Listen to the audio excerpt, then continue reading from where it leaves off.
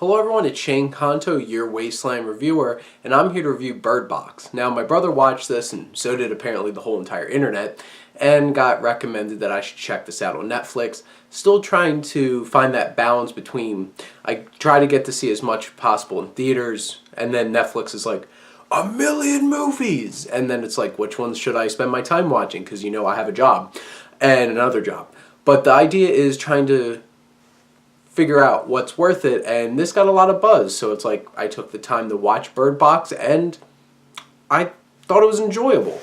I think this is a decently well done thriller, and there's thrills, there's moments of really tight tension, especially sequences of like driving in cars, or how they try to use this thing going on as a device to build tension. I think it's really well done in those aspects.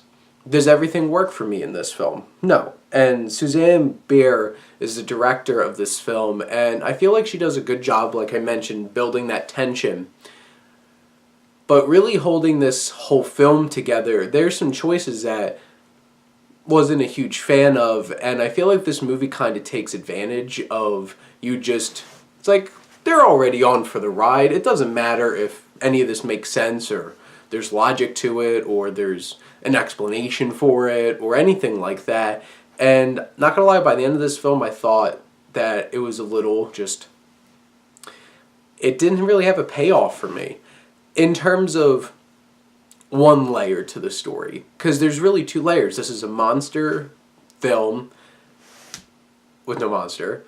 And then there's the aspect of Sandra Bullock's character dealing with motherhood. And Eric Heiserer wrote this, and also wrote Arrival, which dealt with the same idea of motherhood. And that film did that in such a great way, and I feel like this film does a good job in terms of that, and really showing Sandra Bullock growing throughout this film and trying to deal with being a mother. And trying to shun that idea because she's pregnant for a lot of this film, in one part aspect of this film, because it uses different timelines, and I don't know how well it balances that, because there's moments where it's like I completely forgot about this one section, and then it comes back to it, it's like, oh, I've been gone so long, kind of just like whatever. And they take some liberties with time and stuff like that I don't know if it completely works. And there's some serious logic missing in this film in terms of, why did this person do this? Why that? And some casting was a little odd. Like, why is Machine Gun Kelly in this film? I don't know. Really stupid, because it's kind of just annoying. And some people are just saddled with this really one-dimensional character to deal with. And there's just some sequences that are just like, but they deserve to come in. And it's just like, this guy looks like he's going to murder everybody. Don't let him in the house. And there's parts like that where it just feels like dumb horror thriller movie choices. And it's disappointing, because I felt like this film could have had a lot more to it, and could have been a lot more. And not to say that this isn't a good film. I think it's a fine film. I thought it was entertaining. And in terms of within the first 10 minutes of this movie, I'm sitting, is this a remake of The Happening? Some strange force is making people kill themselves, and I'm like, this is The Happening. And The Happening is a horrendous film, but at least has a payoff, kind of thing. And it's just like, wow, Bird Box, you failed in one aspect that The Happening succeeded in.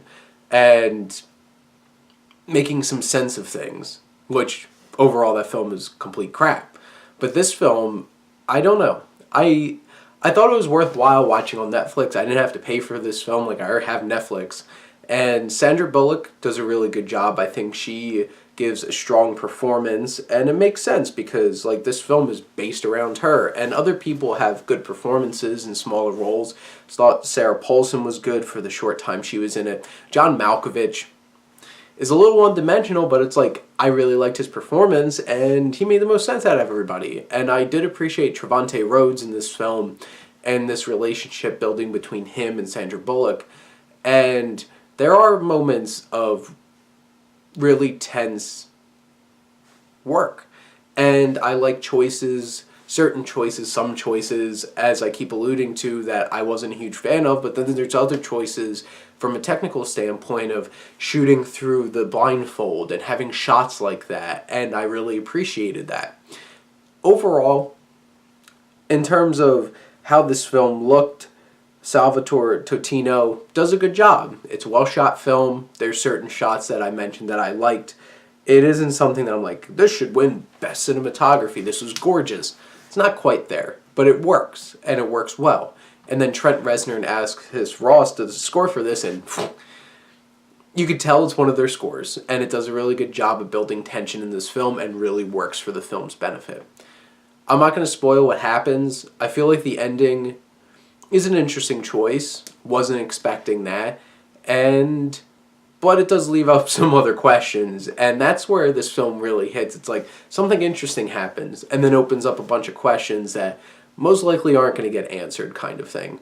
This film had a lot of ambition. It had an interesting story, concept, lead performance, and technically it was well put together. Story lacking, ideas lacking, answers lacking, and honestly a payoff to a big part of the film. But the themes of this motherhood, I think, were well done enough that it really works for the film. And those are my thoughts on Bird Box. I don't think it's horrendous. Like, some people think it's complete garbage, and I've heard a lot of people think this is absolutely amazing. I'm somewhere in between. More towards that, I thought it was a fine film and I enjoyed it. I'm glad that I watched it. Would I watch it again? Just myself? Probably not. If a friend wanted to watch it, sure, I'd watch Bird Box with you. But those are my thoughts. Let me know what you think. Comment. And thank you as always for supporting your Wasteland Reviewer.